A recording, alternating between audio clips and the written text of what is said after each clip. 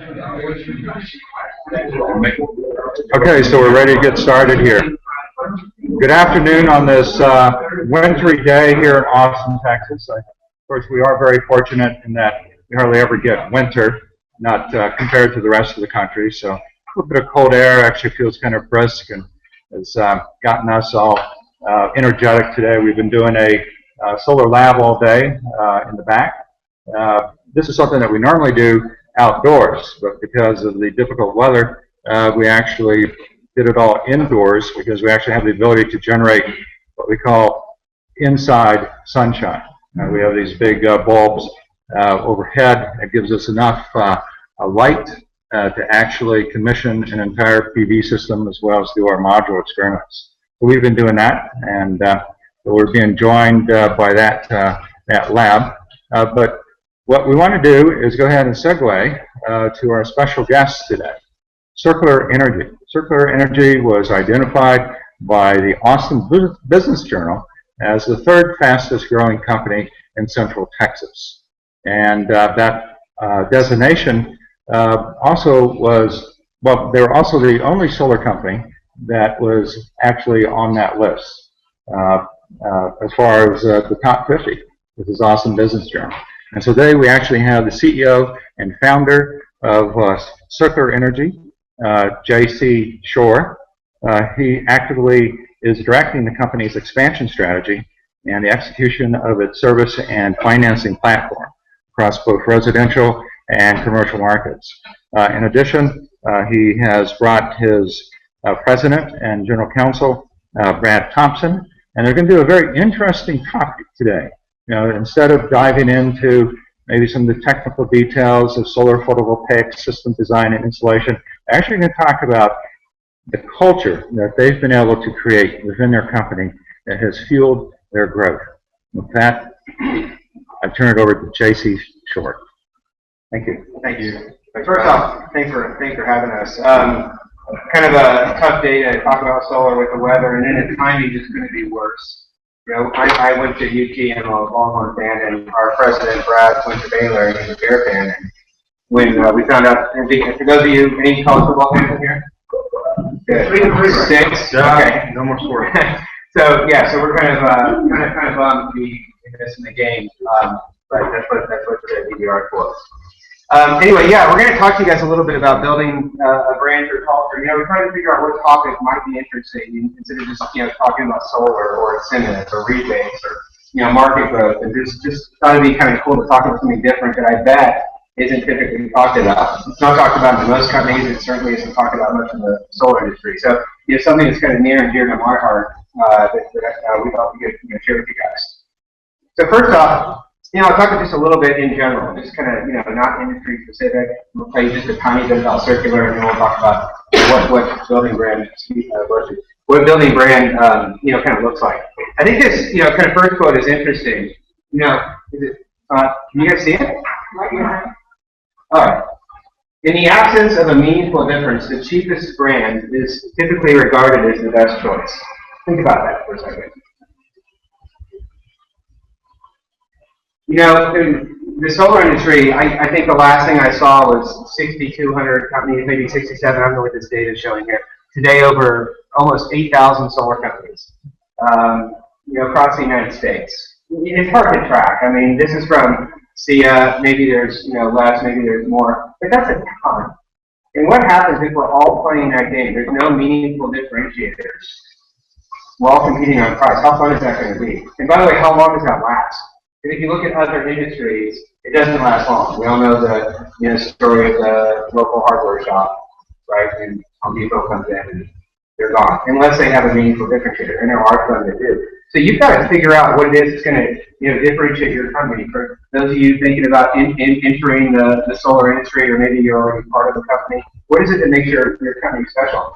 There will be room for some of those companies that play the price, have the absolute lowest price. There'll be some winners, but I don't think there'll be 6,200 or, you know, 8,000. They could be a dozen. You know, talking about the different kind of solar companies, and again, this is, you know, JC-ism, so I don't know that these are right or wrong, but just, you know, some of the kind of, I don't know, categories that I would put maybe, you know, some solar companies into, some possible winning strategies, if you will. You know, this idea of solar in a box. There's a really neat company out of Louisiana doing 1,800 residential installs. If I'm not mistaken, they're all 4.2 kW systems. They have their own customer acting system that they invented. They say they can do 3 installs a day. I don't believe that because of the interconnection and everything, but they're close. And I mean, they've just got this process down. Everybody gets the same thing no matter what. That can work. And I don't know if it can work just in Louisiana when the state tax credit does work, but it's a viable strategy. You can do that not that far away from what Home Depot does. There's a one size fits all solar for everybody, really cheap, easy, repeatable process. Obviously, we're all familiar with the Solar City model. The PPA, the third party ownership, somebody else owns your system, and you pay by the month as you go. Keep the price down. More of a kind of leasing or renting your system from somebody else. Specialty applications. Those companies that specialize in kind of deep woods, off the grid, backwoods Maine kind of solar system for people that are remote. There's actually a pretty strong demand out there across the United States for that. Those people can make money. We talked about the low-cost provider, obviously, trying to just be the absolute cheapest there is in the market. And then, this idea of high service. And this one, is interesting. I'm going to dive into this a little bit, but this was, the brand that we actually wanted to try and create for circular energy when we started discussing. And it wasn't a solar idea that struck me. It was really looking at other industries. Think about, any other industry that as a consumer, whether it's your telecommunications, whether it's travel, just shopping online. There's always these kind of insurance. There's always these companies that show up at the very, very top. USAA is consistently ranked in the kind of top 10 worldwide as for their service brand. Amazon is always ranked at the top.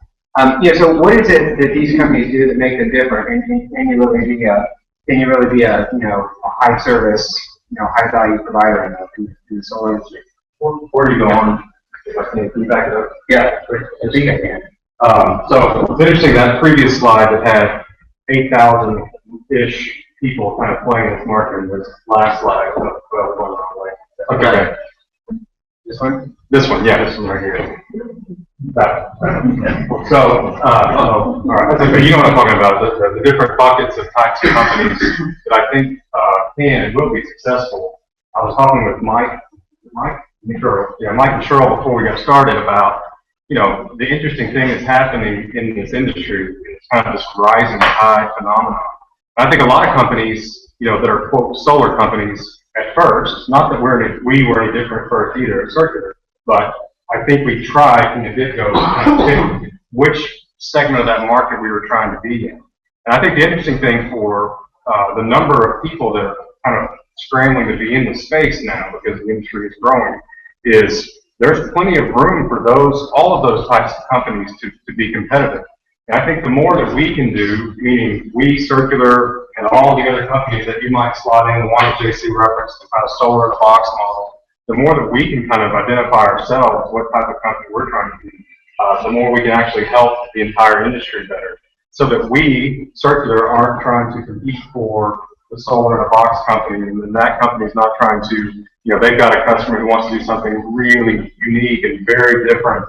And we're finding already here in Austin and Central Texas and across the state that even companies that on that slide of 8,000 quote-unquote competitors are wanting to partner more with us because they've got clients and customers where we can kind of help them more. And on the same token, they might be servicing a segment of the market that we can help.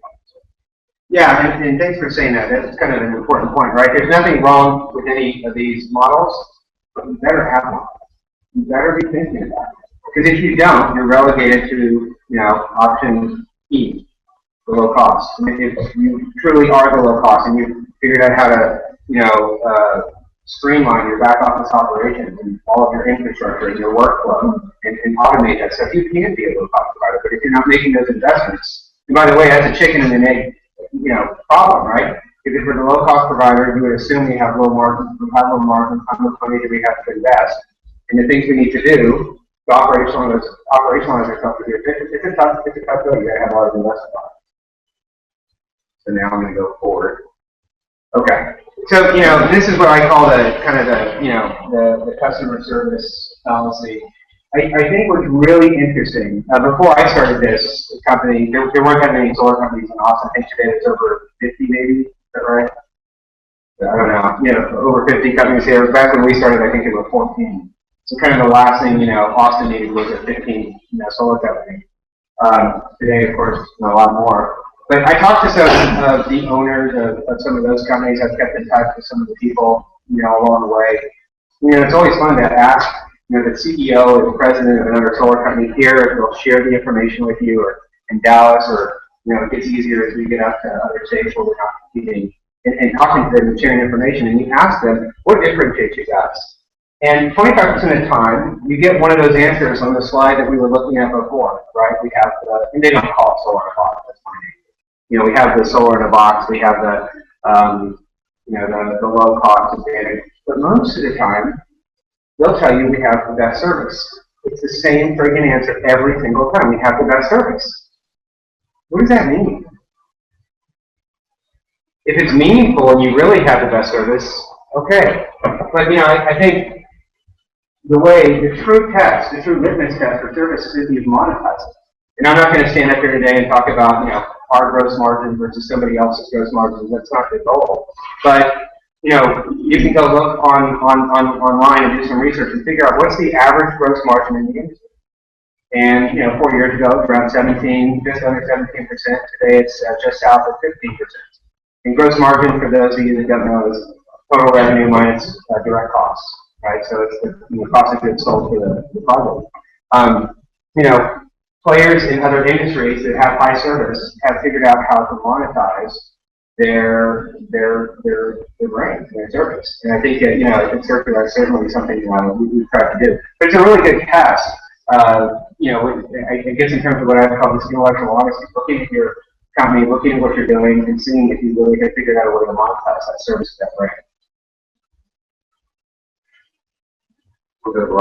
Okay, so just real quickly about Circular, just so you guys know kind of who we are, what we do. We are a solar company today in the major markets of Texas, Dallas, Houston, Austin, San Antonio. We're kind of contemplating a couple smaller markets in Texas, and then also expanding south of the border into Mexico. I think we're pretty happy in those two territories over the coming years.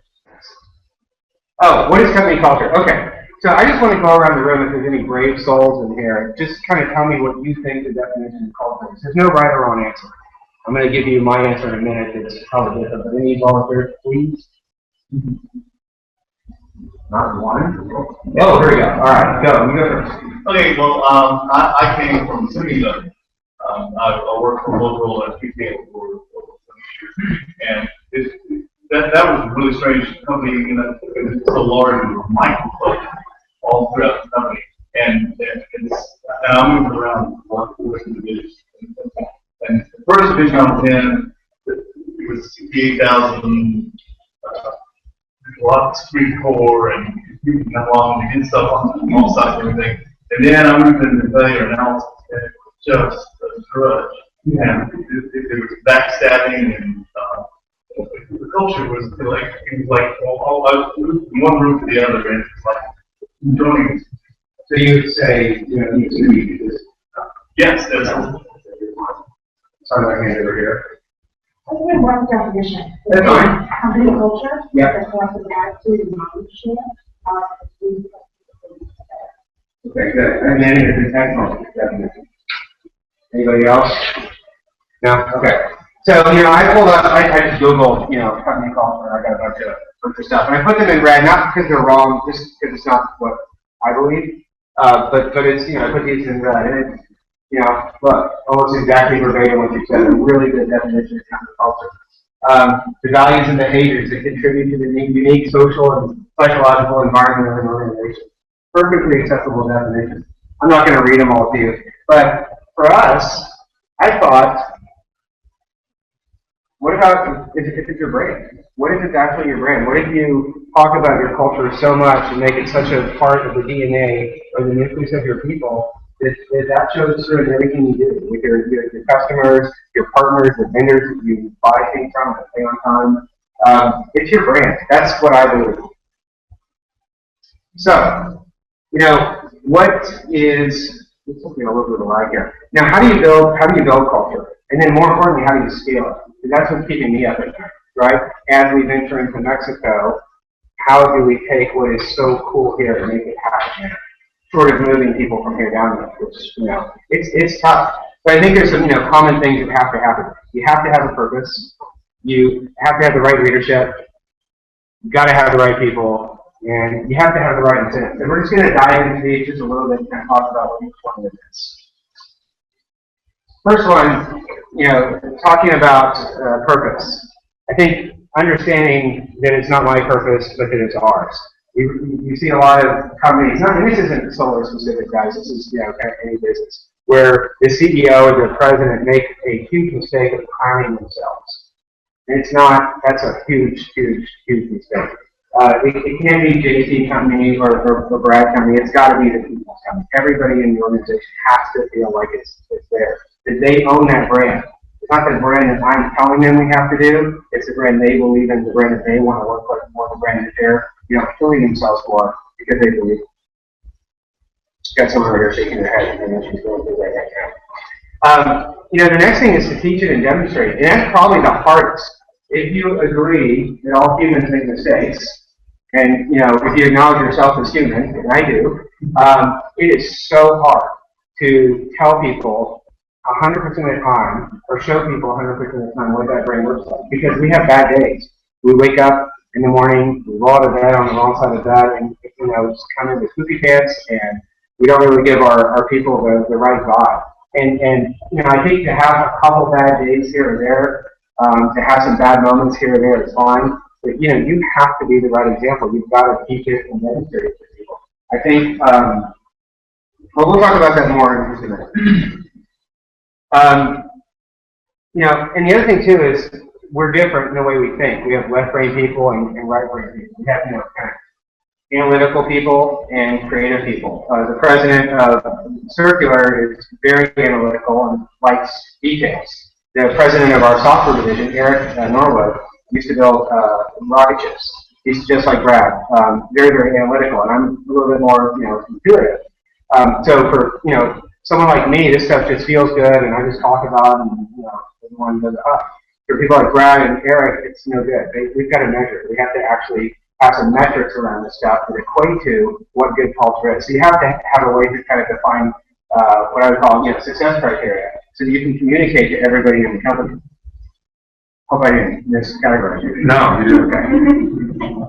And then the other thing is never stop talking about it. You know, we do these things called all hands meetings, you know, once a month, or almost every month. But we get our team together and we talk about this stuff. And it's not, you know, just a rah-rah moment. There's some, you know, tough stuff that we talk about, some tough love, some disappointments that we share, learning moments that we share. But what can we do to instill that sense of purpose and culture and talk about it all the time? So, you know, within the teams, within the performance criteria of the team members, and how they're evaluated, and then, you know, just from, you know, monthly meeting all the employees together.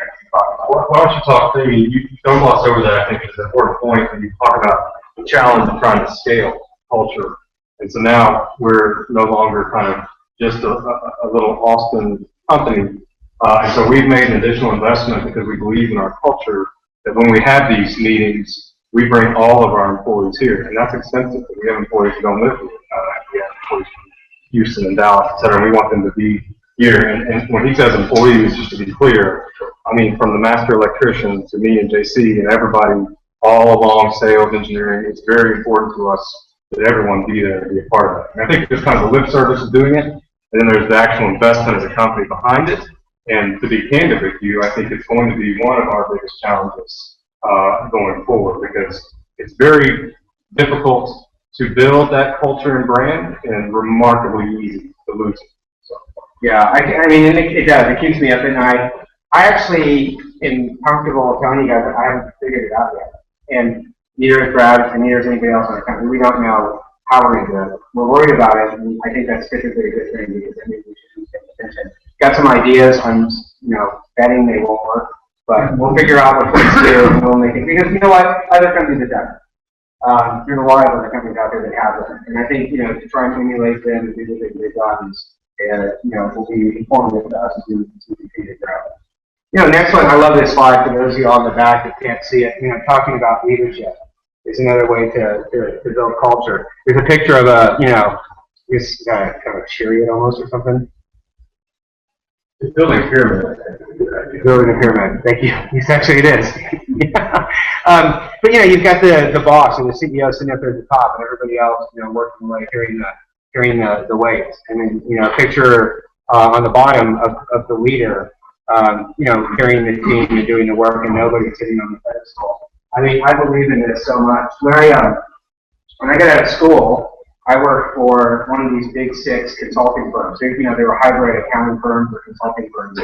Ernst & Young, Deloitte & Touche, Anderson Consulting, now called Accenture. I worked for one of those. And, the first day, it was just like that movie Boiler Room, where they come in, with the keys and say, you worked your ass off for 14 years, you can own this $600,000 car, and, be a partner and make all kinds of money. And they did that at your law firm too, when you got out of school. Brad here, who's our president, is also our general counsel. He worked for one of those, white shoe New York law firms where you work your tail off as a grind, and someday you can make partner. And he did make partner before he decided to be crazy and come over the circuit. And it was really weird working there because there were different styles of leaders. There were different types of partners. The partners were the reigning, kind of supreme leaders in these organizations. And my first experience working for one of the partners was the pyramid, right? Partners at the top, come in for 2 hours, tell everybody what's going on. They'll play golf with the client. The senior managers work more. The managers work more. The senior staff work even more. And they run 80 hours a week. And I'm not kidding when I say 80 hours. It's between 80 and 85. Any less, you don't make it to senior. And you have to have good results. So, and that was fine. Put a little hair on your chest, grow up, try and turn into a man. I mean, I think that's fine. But I also had some other partners later on that I worked for that I also worked 80 hours a week, and so did they. They were sitting there with us solving problems, and we couldn't get the problem solved. They wouldn't come in and tell us what was wrong and how to fix it. They would stay there with us and show. That's leadership. And we've had some people come into our organization, I mean, talking about, people being your biggest assets. And we've had this growth, and we've done some hiring, as you can imagine. We started out with, me and a guy named Vincent Guerrero. Today we've got 57 employees. We've hired more than 57 employees, and it's hard getting the right people. Not everybody works out. We've got some people into our company that on paper they look brilliant. To the investors, it looked like a huge success to have this, high-powered, I'm not going to say, title or whatever, they don't want to insult anybody, but, we're bringing somebody in with, some feathers in the cap. And they come in and they don't leave that way. It's the, smartest guy in the room scenario, or it's the, I'm going to tell everybody else what to do scenario. And, it's toxic to the organization. It does not work. It's so to fire people, or let them go, or suggest that they move on. But we've had to do that. Really, if we're about protecting the culture and the brand, then we have to protect the people. In order to protect the people, we can't simply bring it down.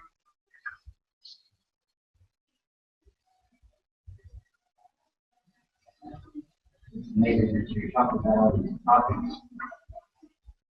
I don't know what's the next contact in business. I'm not doing this stuff every day. Maybe a low level. So, their topic. Now that we're at a point where they tell most of the staff, I'm at a point like that and so yeah, that was kind of my hope, right? Is that we could come in and talk to some people. I mean, I think this is such an interesting subject beyond solar. Whether it's electrical contracting or airline industry, it applies to everybody. What do you believe, and how do you run your company? How do you want to succeed? There's other ways, but I'm just sharing with you guys my heart and what I believe. But yeah, and, sometimes regrouping can be the best thing in the world. Pulling my standards are different than the basic employees. And my standards, my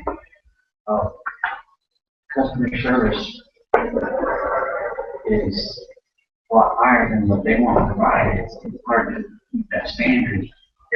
And,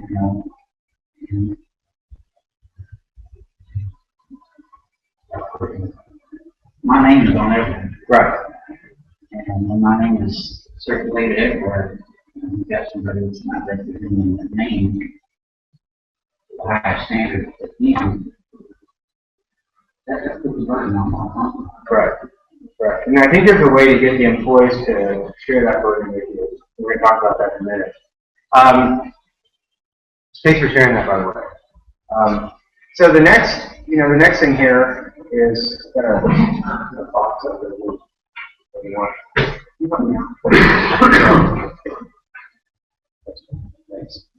Are we frozen? All right. So again, we talked about kind of the third aspect was the people. And just some rules. I didn't, pull these off the internet. These are my rules. But don't hire from the business. Hire for the business. And that's been painful. That's been expensive. It's been painful, and it's caused us to make so many mistakes. The smartest thing when you're starting a business and you're getting into a field that you don't know anything about is to go get somebody else who does and help you. So I did. My first employee, our first employee, was a guy named Vincent Guerrero. He was working for another solar company here in Austin, Texas. Been there about 3 or 4 years. He's a hardcore engineer by trade, but knew the solar industry, liked it, and so we brought some knowledge in. Between the two of us, we knew about like 1/10 of 1% of everything we needed to know to build a solar company. So, the second hire was to go out and get another solar person, but we didn't. We hired somebody who was also an engineer. We had a lot of engineers in a very good company, which I love. But we got another engineer who knew nothing about solar, had never seen it before. The fourth employee was an architect. The fifth employee was a teacher. The sixth employee was a construction guy. So we had no solar people. And it's not because, we thought the solar industry was bad. It's just that we were trying to build a brand that was different. And when we went into that labor pool, they weren't thinking the way we wanted to think. We wanted people that had the same mindset. So you can imagine the training nightmares is, trying to pull these people into the company that didn't really know anything about it. It's expensive. It takes a lot of time. It's not for everybody. I can promise you that. But if you can do it, then it's cool. Because you're really hiring for the company that you want to build, not, from other companies that have already built or put some, cool concepts into people's minds. Nice.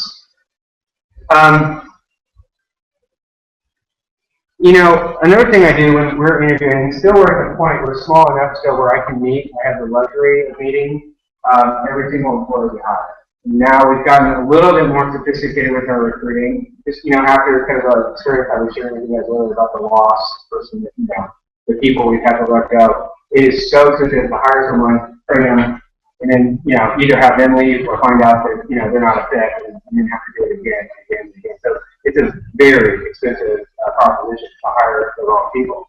So we want to get good at, doing that. We, I think, improved our recruiting and hiring processes a lot. I still don't think we're, done yet at all. We have a lot of work to do to get there. But, it's now a lot more complicated process, a lot more people from the company involved in interviewing the candidate. I get to talk to them at least once or twice. One of the things I always tell them at the end is, do not come to Circular Energy for the job. Don't come here for the money, because we don't pay. Don't come, I'm kidding. But, don't come here for the job. The people said, come here for the company. Come here because you believe in the company or the brand. We've had so many people in our company that we hired in to do this job, and now she's on her 4th career with Circular Energy. Maybe one of them because she wasn't good at it. Actually, the person I'm thinking of right now is good at all of them. But it's just, gosh, you get an inner circle of people you can trust. They can do anything. And there was a really good, I can't think of his name. Okay, I won't. This financial services banking company. I can't think of the guy's name right now, but he takes his top management and every 2 years gives them a new job. And it's so frustrating to them because just when they get good at doing their job, they're on something else. And I want that flexibility as an employer, as a company that needs to be nimble and adapt to the changes that we're seeing. I want to be able to come to you and say, hey, you guys want to go to Mexico City? Or if the company would like you to go to Mexico City, and you're ready to go because you love what we're doing, you love the brand, you love the deal, not the job that you came to accept. So again, that's not for everybody, but it's really important to get people to kind of abide by that or believe in it. And then, I think lastly is making sure you're available. All right, if we're trying to focus on the people to build a brand or a social kind of culture, you have to have just an immense amount of patience and time. You can't be an absentee CEO or president or business owner or manager. You have to be there for your employees because if I've got this culture that I figured out that I like. How are we going to get to make the time? Spending investing time with your people. So I always think of kind of this idea of not managing your employees, but manage with your own time for your employees. Give as much as you possibly can to them to invest in. It pays off almost all the time. It pays off in a really good thing. All right, and then the last one, is incentives. Some of the common incentives you'll see, these aren't necessarily circular incentives. I recognize a few on there, but healthcare, gym memberships, unlimited time off, phone allowances. What else are there? I don't know. Daycare, car allowances. These things sound good, and they're really easy, by the way, to recruit people if you have. People get excited about this. Oh wow, you have a gym membership, or you do a phone allowance. That sounds really cool. They come here and last like a week. Or I can pay you $500,000 a year, and that lasts like a week. It's never enough for people, ever, ever, ever. These are not the incentives that last. They don't endure, and they really don't mean anything. Even though you guys are probably thinking I'm crazy right now, I assure you I'm not. I've seen this so many times, even before we ever started circular. The incentives that matter are the intrinsic ones. Those are extrinsic rewards. The intrinsic rewards are a lot more interesting to me. There's a guy out there named Dan Pink. Have any of y'all heard of him? The guy's a social psychologist. I read a lot of books and watch a lot of TED Talks, and I don't know. I don't get that fired up about it. 80% of kind of what you hear or read. I just don't personally do it. This guy, I love this guy. The way he thinks, it's incredible. He's given a couple of TED Talks. Y'all should look him up. And he's written a few books. His name is Dan Pink. He talks about what he considers to be intrinsic rewards. And he's done a ton of research on this stuff. But what really matters most to people? One of his most famous TED Talks is about empowering employees and the right incentives for them. And he talks about mastery, empowerment, and autonomy. And so, I put my own kind of words to that. But this idea of, mastery being painting inside the lines, right? I'm going to hire Kathy. Kathy is going to come work for Circular Energy, and she's going to be an engineer. And she has a chemical engineering degree, and that's it. Come on, we got a lot of work to do. They have to teach you the rules, they have to show you the lines, they have to show you the rules, you have to understand the codes. You got to learn to get good at that. But when you do, we need to recognize it. We need to let you feel that, hey, I'm getting good at this. It's no different than, my two daughters. Recognize the good things you're doing, not the, the things you're struggling with. Make sure that people feel that they can become masters of what they're doing. The next one isn't just painting inside the lines, but allowing the employees to create them. That idea of empowerment. People want nothing more. And guys, I believe this with everything that I am. People want nothing more than to put their fingerprints on the business. So it's their business instead of mine. They really want to be able to say, this is how we're going to build this company. This is how we're going to make it look. They make as many mistakes as I do. That's the funny thing. It's just because I'm the CEO doesn't mean that my ideas are any better or worse. They're the same. We all have the same batting average. We're not doing that well sometimes. Sometimes we're doing great. But let these people, create the lines. Let them kind of decide some of the rules. Let them be empowered to feel like they can make a decision or suggest a change and make a mistake and be wrong and measure it and own up to it, fix it, and move on. And the last one is autonomy, but not just painting the lines, but picking the canvas, new directions for the company. I mean, I've had employees tell me, hey, I think we should put solar on those. We can make a fortune off this. Now, I hated that idea. We talked about it for a while. But whenever somebody comes to me and says, hey, I've got an idea. I want to start an O&M division because nobody else in Texas really, truly has one. We want to start an O&M division that can service other solar installer projects when they go back. the first thing I say is, back to them is, okay, go do a business plan. I don't say no because it's expensive or yes because it sounds like a good idea. I say go do a business plan. Come back to me. You know, empower them to come back and show you how it's going to work with them. Own it. It's their idea. And then if that guy who came up with that idea wants to do it, guess what? We're going to hand him a piece of card to go. You now own your own business. You own the circular energy O&M department. And I think that's empowering. So, you know, probably the biggest takeaway for all you guys is figuring out how to motivate yourself and your colleagues and your employees by making sure that the right incentives are in place. That's all I have to say. Excellent. Yeah.